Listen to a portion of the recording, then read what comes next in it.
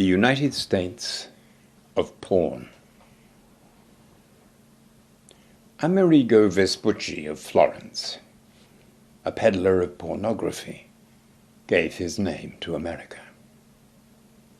The name Vespucci didn't sound right, otherwise the world would be living with the United States of Vespuccia. But when Martin Waldseemüller, a 16th century mapmaker, was looking for a suitable name for a particular landmass to the west, which Waldseemüller thought held a shortcut, the fabled Northwest Passage to India, long sought after by navigators who hoped it might spare them circumventing the Cape on this continent's treacherous southernmost tip. Waldseemüller thought at first of calling it the North Indies, in line with the West Indies and the East Indies. Then the name of Amerigo Vespucci came to mind. Amerigo, a senior steward of Lorenzo de' Medici, had travelled both to Guinea and to Brazil, and had written accounts of his adventures, in which he'd reveal that he'd lived with Amazon Indians for all of 2 weeks, during which he'd made a discovery that his hosts in the Amazon rainforests were naked. This, of course, was appropriate on their part, their being nearer the equator than Florence. However, their beady-eyed guest foresaw a market in the drawing-rooms of Italy for some spiced-up tales in which he detailed their customs, then invent some more. With a tabloid glee, he'd make out the Indians to be outlandish, frolicking in the sun, having carefree orgies, then fecklessly killing unwanted children on whom, Amerigo insisted, they snacked. In his view, all indigenous people were erotomaniac cannibals. His readers lapped up this exploitational gallimaufry, set in a paradise untrammelled by church or state, and his salacious tales became an Italian bestseller. Even though Amerigo was never in fact to set foot upon it, Waldseemüller would give the US's future territory his name. It was business. Waldseemüller sought to give his maps kudos by capitalizing on the notoriety of Amerigo's accounts. Thus, America and its dream were named after a porn writer who worked for the Medici, the mafia of the Middle Ages. "In my beginning is my end," wrote Eliot in The Wasteland. And Amerigo's now bankrupt landmass survives on pornography and on the profits from the sale of its instruments of killing. Chatsworth, California, is the HQ of America's pornocracy, where the vulnerable are herded by the voracious into the maws of a multi-trillion-dollar industry. An industry strewn with suicides who've lost their identity, to repetitive grinding in exchange for money and drugs, in a forlornly unfulfilled wasteland, frantic for a hole to fill. A new porn video is produced in the US every 30 minutes, where 97% of all pornographic web pages are generated for a global food chain of interlinked PCs. When Adolf Hitler was preparing to invade Poland, the lecherous, lip-smacking troll Dr. Goebbels hobbled beside him straight out of a Wagner opera. Goebbels was an expert on how to debilitate opponents, and in the case of Poland, he'd make pornography a weapon, targeting Polish officers in an erotic cyber-war. They were infiltrated with pornography by the Nazis as a matter of state policy, for Goebbels thought that if they possessed it, they'd put up less of a fight. Goebbels believed pornography worked as an anesthetic, his enemies ironically being softened by being stiffened, and his opponents could be maddened by graphic portrayals of their wives at home in the Polish officer's absence. Dr. Goebbels knew his Freud and his Bernays and his Adler and how psychosexual mechanisms worked. Still more has become known through hooking up lab rats to electrodes that stimulate the pleasure center of the brain when they're placed in a cage with two buttons to press. One is dispensing food and the other dispenses orgasms.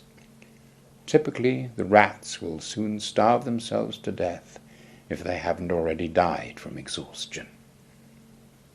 Goebbels knew sexual stimulation to be a powerful method of social control, and that's why it's now permitted for its soporific effect on consumerism's lab rats. Particularly handy in a pre-revolutionary situation with levels of inequality such as never seen before. Pornography is capitalism, rewarding political apathy. Pornography is the sensual soma of Brave New World, the unadmitted tranquilizer that neuters collective action, so that in the US, few are angered by just 50 people having as much wealth as 150 million other Americans, and few are provoked by another 150 new billionaires joining the American Billionaire Club every year. While 20 million people die from hunger and disease, and while the average billionaire annually spends $25 million on food entertainment, then more food and entertainment, which is enough to feed 70,000 hungry people for a year. Imperial Rome spent 15% of its tax revenue on its wars. The Imperial US spends 54% of its tax revenue on its war machine, or rather on defense contractors, the bodyguards of an elite, because the more money that corporate America hoards, then the more weapons it needs to protect itself. To protect itself from the consequences of its own actions. Amerigo's country is founded on the genocide of its First Nations and sustained by genocide in countries all over the world. Amerigo's country has sponsored serial holocausts in Central and Southeast Asia and the Middle East, all with the same motive, capturing others' resources.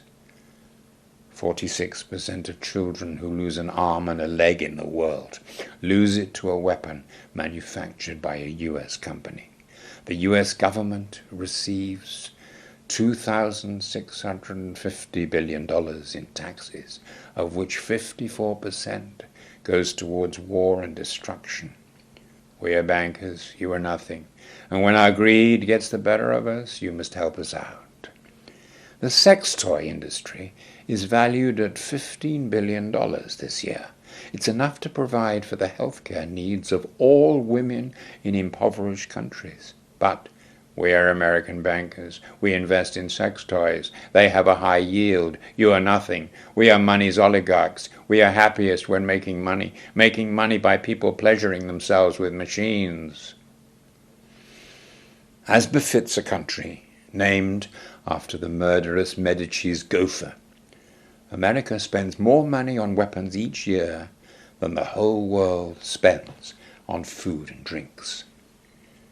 In 1998, Lockheed Martin refused to give free prosthetic limbs to children maimed by its weapons. We are American bankers. We invest in weapons. You are nothing.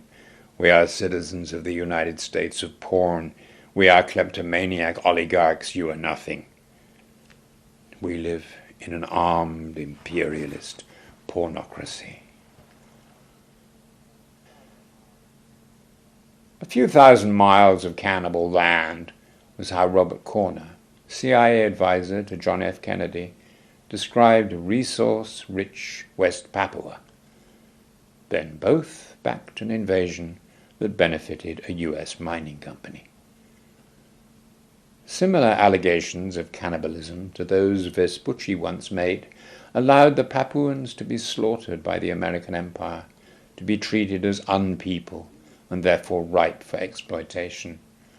Whilst back in the USA, in the cradle of another civilization, porn barons bewitched their tribes to enact equally primitive rituals. Smeared with oil and sporting latex sheaths, they eat each other. There are 22 million women in the world who spend 5 hours a day collecting water for their children and families. During the financial crisis, there were American bankers in Wall Street who watched porn for up to 5 hours a day. Such a marriage between unfeeling profiteers from poverty and porn addicts is an ideal marriage, since both bankers and porn addicts distort the way you love your fellow man. We are financiers, we crunch numbers, you are nothing. We're the money oligarchs, you are nothing. Pass the Kleenex. Bigger than Hollywood, porn pump-starts the US economy, the cream filling in its military-industrial sandwich, upon which the rest of the world is now force-fed. Every second in Amerigo Vespucci land, thousands of dollars are spent on porn by 250 million citizens who look away from their porn screens to wave wet Kleenexes at their Statue of Liberty, then smile, slack-jawed. Look, Mom, look what we can do. Then back to the infantilizing screen in every terminal. Porn screens in the Pentagon, porn screens in the White House, porn screens in the Senate offices, porn screens in Congress. 250 million militarized masturbators are enslaved by billionaire pornocrats, relentlessly promoting cybernetic snake pits of squirming bodies, all gasping, ah, ah, ah, ah, ah, ah, ah, ah. Porn stars can be paid by porn barons to eat excrement, to self-harm, to use babies and animals as sex objects. Porn's tone is brutal triumphalism. Take this, take that. Its audience is in denial. I don't like cocaine, I just like the smell of it. It's got nothing to do with sexual belligerence. It's harmless. If people want to see people holding women down, so what? Yet romantic arousal is now mediated by favorite porn clips. One addict confessed to logging on to 300 vaginas before getting out of bed. It's causing synaptic change. What pornography is really about, ultimately, isn't sex, but death, said Susan Sontag, and she was echoed by J.G. Ballard. A widespread taste for pornography means that nature is alerting us to some threat of extinction. When liberty comes, said Wilde, with hands dabbled in blood, it is hard to shake hands with her. Equally hard to shake hands with those sweating and throbbing due to a repetitive distraction induced by Miss Porn USA and her enveloping porn cloud that generates the global weather, despite pornography being as dull as golf.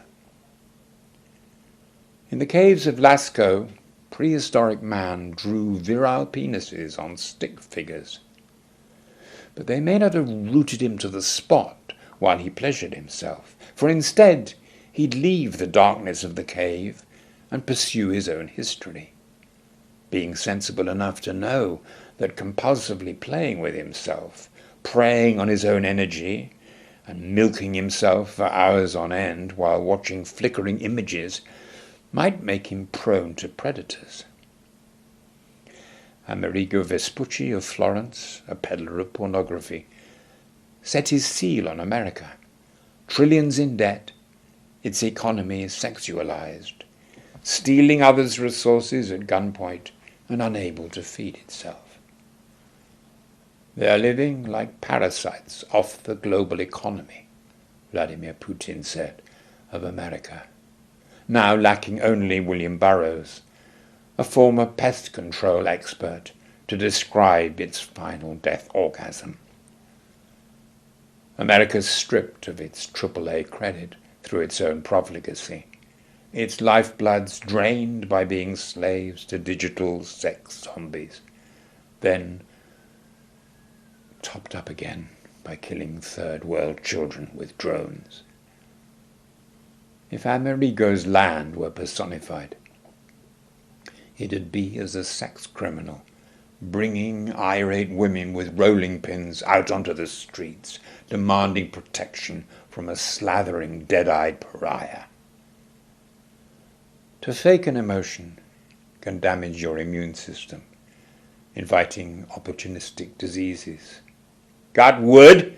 Porn producers bawl to start their wooden shows in the nowhere land which Amerigo never visited, where plotless stories are crammed with climaxes to sell in billions via porn barons' multi-platform production outlets, whose actors may be trafficked or be willing slaves, few can tell, only that America constitutionally defiles love. For its pornographic power has blended sexuality with death, letting it kill for pleasure whomever it chooses. Its Statue of Liberty is mounted upon piles of imperial corpses, and now it holds a torch that's ignited by porn. The American dream becomes a meretricious nightmare, a fake country living on fake orgasms. Porn's a ploy to smother you as America devours the world. We are Americans. You are nothing.